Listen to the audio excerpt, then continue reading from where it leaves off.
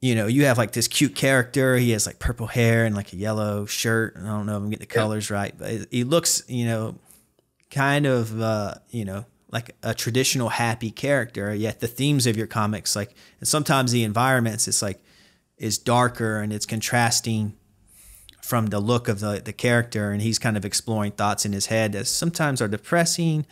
Sometimes he's a lot of self-reflection. Yet the comic, some would even say, looks cute, Yeah. you know?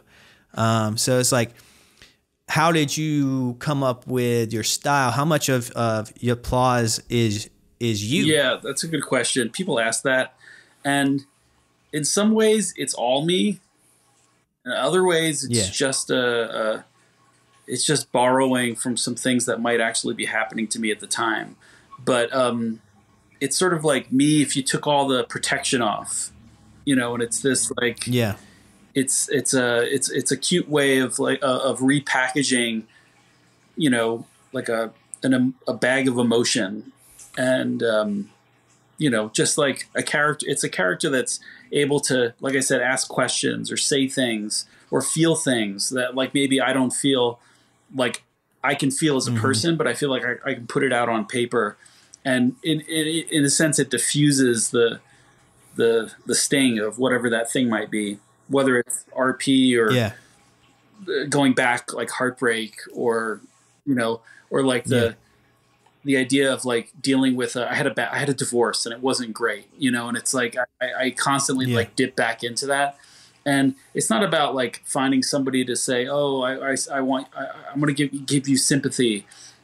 I just like, I think that there's power to like raw emotion, and you can shape it like clay and make something with it. And so the comics does that. And for me, it does that. Yeah. And the character itself, initially, like my initial comics were done in an actual sketchbook, and they were a lot Okay. more like airy, like very doodly, very loose. But the character itself had purple hair. It was like red cheek, but it was like it was me depicted in real life stories. Like it was like me and my ex wife Yeah. in these comics, and there's only Yeah. like 50 of those or 20 or 35 of those comics that actually exist in that style. And then I just like something happens Yeah. like when you do the practice of drawing, you end up like you don't even mean it, but you end up refining and refining and refining, and sort of your hand becomes used to doing certain motions, and you get used to sort of seeing it in a certain way, and it's like a signature. The way like your signature changes over your life, eventually it settles into something.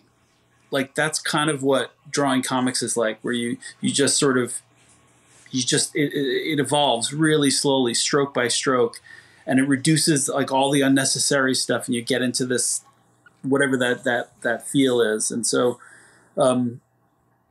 yeah, I guess I don't know if that answers the question exactly, but No, yeah, it does.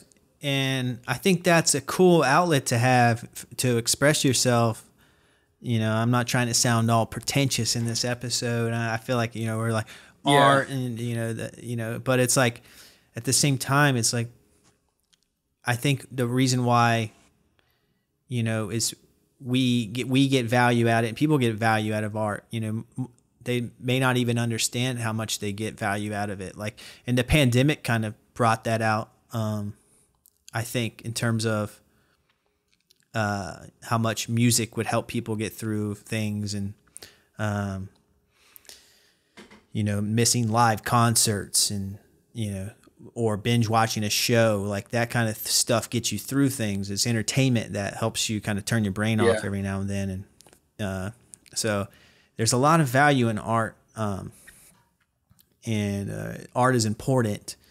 And then also it's like, it's important for you as a creator, because like, it's almost like a playing an instrument, you know, like I play guitar, but it's like, if I'm feeling down one day, I'm going to be playing like some down. My yeah, yeah, guitars, stuff I play on guitar is going to sound down, but like if I'm feeling happy, you know, I might be playing something a little happier.